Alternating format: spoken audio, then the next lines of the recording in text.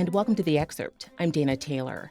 Microsoft says it created a new state of matter to power quantum computers, one that's neither liquid, solid, nor gas. It's the latest major announcement in the race to achieve a new level of computing power, one that's exponentially faster by several magnitudes than traditional computers, transforming drug discovery, data encryption, and artificial intelligence. In short, helping humanity solve its most difficult scientific and environmental problems. How is this project advancing the science of quantum computing? To dive into the science and progress, we're now joined by Chetan Nayak, a technical fellow in quantum hardware at Microsoft and co-author of the study that first presented Microsoft's research in the scientific journal Nature. Thanks for joining me. Thanks for having me. Let's start with the basics here. First, what is quantum computing? It's a great question because oftentimes people think that quantum computers are just a faster version of classical computers that are sped up by orders of magnitude, as you said, but actually they're really a very different computing paradigm. In short, what a quantum computer aims to do is to take advantage of the underlying laws of nature, which are quantum mechanics, so that you can have what's called a qubit, replacing the basic unit of information in classical computers a bit. It's a 0 or 1. A qubit, on the other hand, like Schrodinger's cat, which could be both dead and alive at the same time, a qubit can actually be both 0 and 1 in a quantum superposition. So a quantum computer takes advantage of that basic fact of nature, which, although that's true of everything around us, we have the luxury of kind of forgetting about that or ignoring that as we go around our daily life. This computer screen in front of me is not both here and somewhere else. It's only here, and that's because as objects get larger, their quantum effects tend to get suppressed. But as things get small, their quantum effects tend to get accentuated. And as Moore's law has progressed over the last decades, the transistors on chips and the density of elements on processors has gotten so high, and the transistors have gotten so small that they are getting really close to that world where quantum effects become important.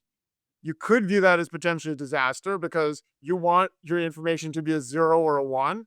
You don't want it to be both 0 and 1 sometimes, but it turns out it's also an opportunity because there are certain problems which are really difficult to solve ordinarily that a quantum computer, if we can build one of a large enough scale and stability, would be able to do relatively easily. I mentioned a new form of matter, which of course is huge scientific news for people who aren't scientists, and maybe even for some who are. What does this mean?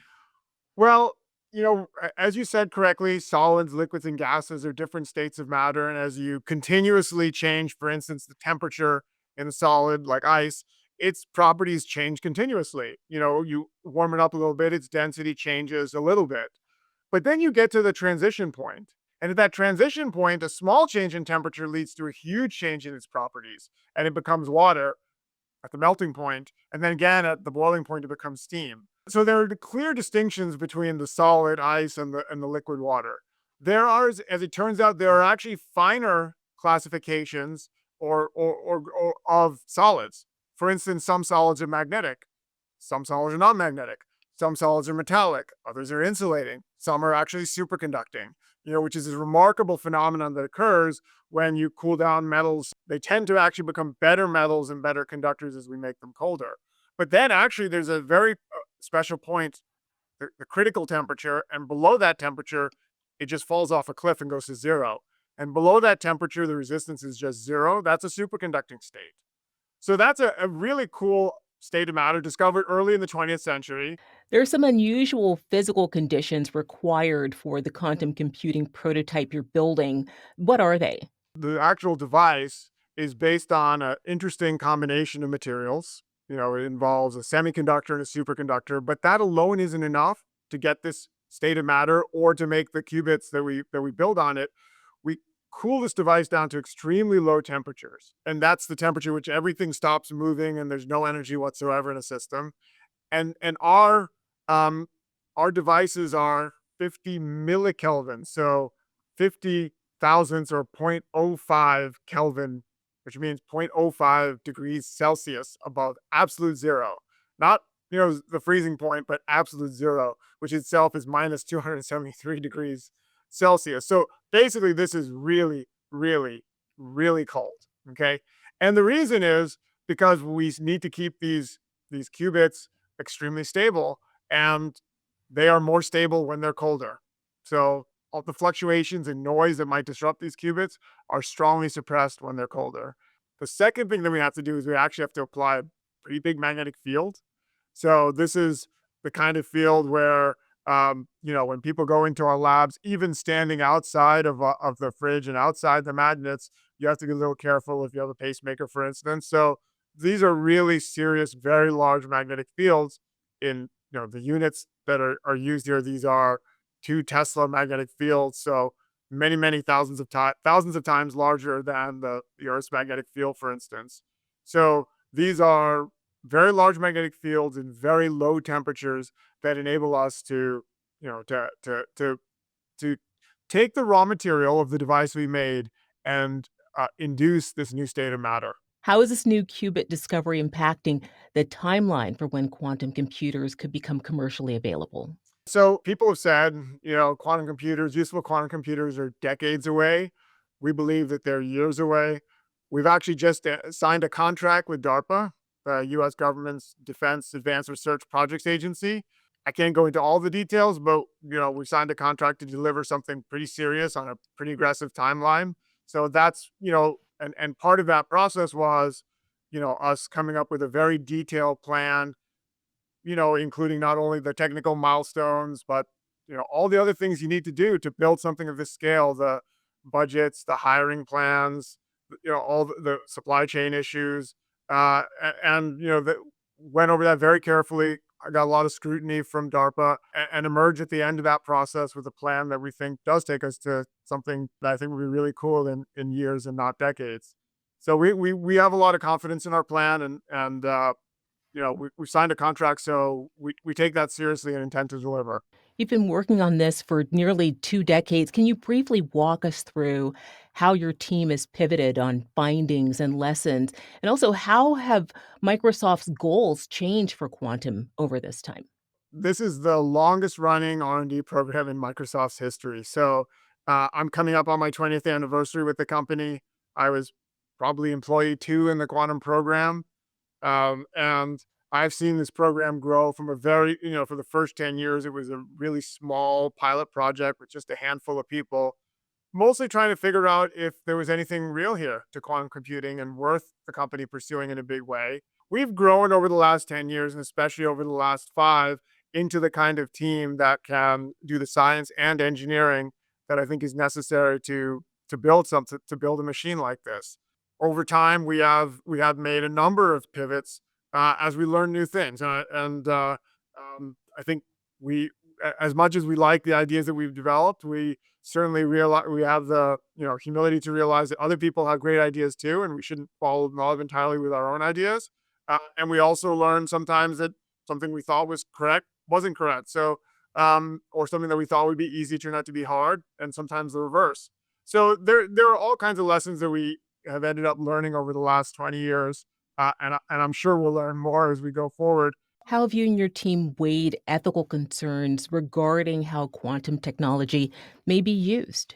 It's really interesting because as these technologies develop, I think usually, or if I look historically at examples, the scientists who built the atomic bomb, in the Manhattan Project, were very aware of the ethical concerns and were some of the earliest people to think about the ethics of nuclear disarmament, for instance, or strategies thereof. And you can see AI researchers, even 5 to 10 years ago, were thinking very hard about the ethical issues. That's very much true in quantum computing as well. In fact, it turns out that one of the things that really caused a big uptick in interest in quantum computing was Peter Shor's discovery of the algorithm that's named after him, Shor's algorithm, in which he showed that quantum computers could break the most popular crypto system that we currently use if the computer were large enough, at a large enough scale and stable enough. That actually took quantum computing, made it very interesting to people other than scientists, and engineers.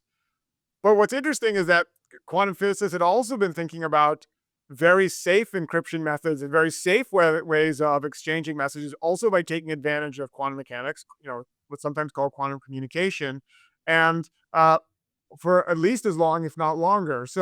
Um, so I think one of the really good things is that we have gotten out ahead of this in terms of cryptography. The National Institutes of Standards and Technology has already gone through a process of vetting different what are called post-quantum cryptography, or crypto systems that are safe to quantum attacks, standardized around a number of them. And it will be a journey. It's not going to happen overnight to replace our current systems with ones that are safe to quantum attacks.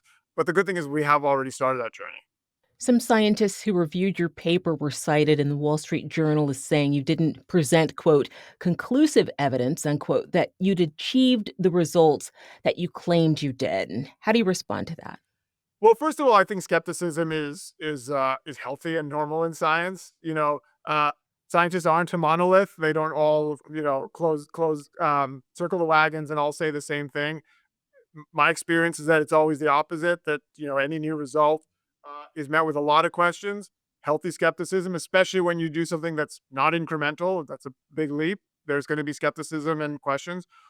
We did just last week publish a paper in Nature, as you mentioned, presenting some of our results. That in turn built on a paper that's a peer-reviewed journal. That in turn built on work. So I think this is kind of a natural part of science. We feel really good about our results.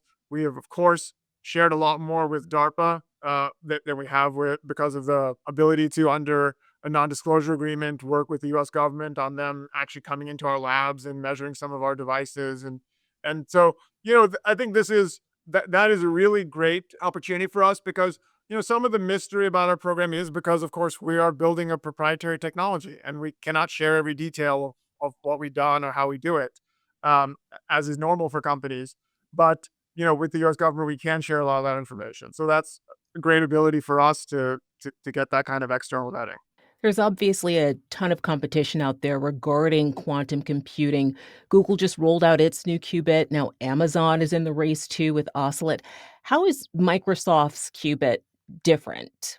And what's next for you and your team? Yeah, first of all, you're right. It is a really exciting time in quantum computing. There's a lot of energy in the field. A lot of progress has been made. I would say in the last couple of years. So it's really exciting, and I think that feeds into what I said about really useful and impactful quantum computers being years, not decades away. With all these different companies, big, including very big companies, really, racing towards the same goal. I think the competition is one of those tides that lifts all boats. So I think it's a really exciting time for quantum computing. And then what's next for you and your team? We published a roadmap that explains the part of our roadmap that we can share that is sort of more scientific, and doesn't reveal too many of the details that are trade secrets. It's a part of what we worked on with DARPA. It's a roadmap of delivery for them. So for us, it's the next step on that roadmap towards computers that are of the scale. So it's going to be devices of greater complexity that have just more capabilities, as well as improving the stability of the underlying qubits. Those are kind of the two axes along which most of our development is occurring, and we're marching ahead on both of them. We would love to have catalysts that can enable us to do that. We'd love to have catalysts that can break down microplastics. So there are many, solving chemistry and materials problems maybe doesn't sound, it sounds like a niche thing. It's not the same as it's not, it isn't going to be just like a better Excel spreadsheet or a better version of Microsoft Word or better browser. On the other hand, 96% of all manufactured goods rely on chemistry materials. So it's the kind of thing that could impact us all around. Even people who never see a quantum computer, never touch a quantum computer, their lives could be impacted by the materials and chemistry that we could discover with a quantum computer. My big takeaway is that this is coming within years, not decades. Chetan, thank you so much for being on The Excerpt. Thank you. My pleasure. Thanks for watching. I'm Dana Taylor. I'll see you next time.